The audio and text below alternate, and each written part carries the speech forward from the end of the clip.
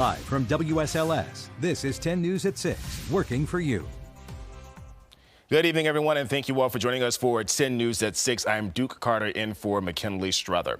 Well, Monday, Virginia's General Assembly will reconvene in Richmond for a special session, and on the agenda, getting a budget passed. But as 10 News reporter Sydney Jackstimer explains, there will need to be compromise from both sides of the aisle.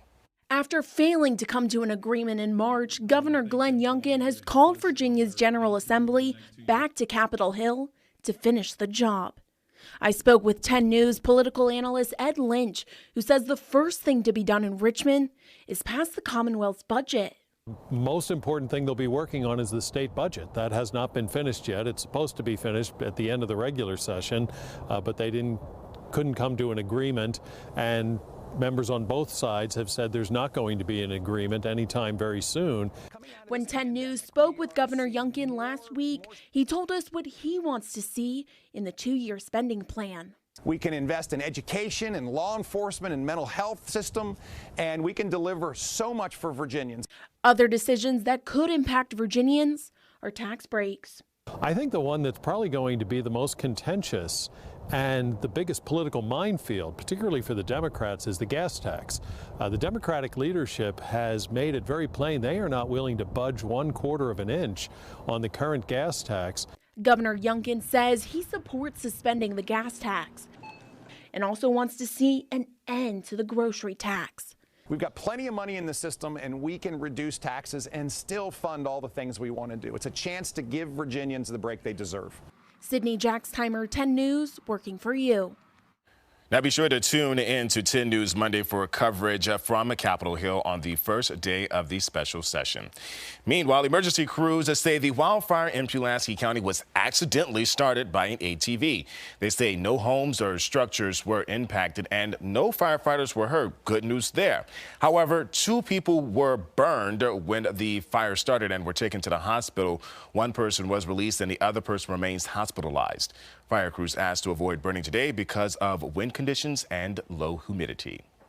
Emergency crews in Campbell County are asking people to halt burning at this time over there as well. They say they got a call around 12:30 this afternoon about a brush fire on Archer Mill Road. Now, because of wind conditions, the fire quickly grew to about 10 acres and moved toward True Line Drive. No one was hurt, but the fire did destroy a single-family home and 4 cars. It took 40 emergency response crews to help contain the blaze, and as of right now, VDOT is deterring traffic in the area. And speaking of weather, today was picture perfect, but don't let that sun fool you. It was slightly chilly out there. Meteorologist Delaney Warden joins us now. Delaney? Yeah, you factor in the wind, too, and that caused those temperatures to feel just a little bit cooler. Nothing too extreme, but still 58 degrees currently in Roanoke. That wind coming in from the west and northwest. They've been between about 10 and 20 miles per hour throughout much of the day, at least sustained, gusting stronger at times. We do have some areas that saw wind gusts upwards in the 30-mile-per-hour range, even 38 miles per hour. Temperatures are mostly in the 50s at this point. Still holding on to 60s, though, in areas back towards Smith Mountain Lake at 60 degrees. In fact, here in Roanoke, our high today was right at 60. We're now dropping into 58 degrees, 54 over at Blacksburg. In our cool spot, we head towards the Highlands, Lewisburg, and Hot Springs in the mid to upper 40s. Now, as we go throughout the next few hours, our temperatures are going to be steady to drop, but we keep those clear skies around, and the winds are gradually going to be decreasing. We're going to take a look at what you can expect for your work week ahead coming up here in a few minutes. Duke? Thank you, Delaney. Juveniles are suspects of a string of vehicle thefts in Bedford County and the city of Lynchburg. According to the Bedford County Sheriff's Office, they received reports of vehicle thefts early Saturday morning. Officers served a search warrant to a home in Lynchburg, and that's where they seized the stolen property and returned it to the rightful owners. As of now, charges are pending for each of the suspects. If you have any information like doorbell or security footage, you're asked to contact the Sheriff's Office.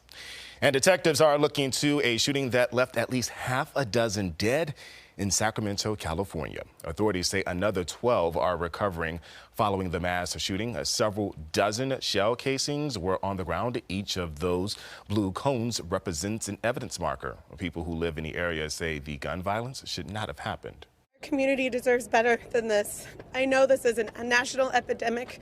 This is not unique to Sacramento, but we can stop it here. We can stop it here. The shooting took place in an area that is packed with bars and restaurants. Authorities have not yet commented on how the shooting actually started. One person is dead and 10 others are hurt in a shooting after a concert in Dallas, Texas last night. Police responded to the scene just after 11:30 p.m. and that's where they found multiple shooting victims, and 3 of the individuals were minors. They were all taken to local hospitals. One person is dead at this time and the investigation is ongoing. Horrifying images in Ukraine were revealed this weekend as one of their oil plants was bombed this morning. The message Ukraine's president gives to the world. Then, hand sanitizers are being recalled after being contaminated with dangerous chemicals. 10 News explains the side effects and what you need to look out for.